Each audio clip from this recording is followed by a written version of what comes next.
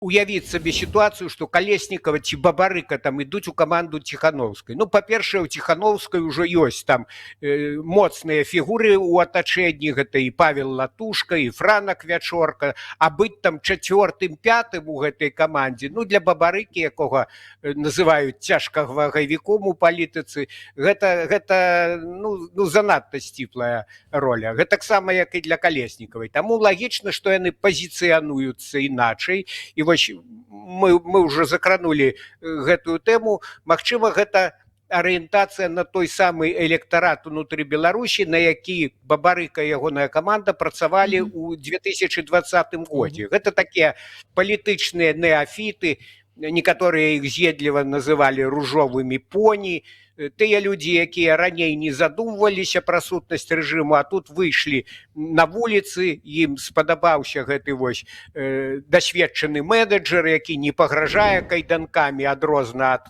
правіцеля, а наадварот прапануе мірную спакойную трансфармацыю Беларусі.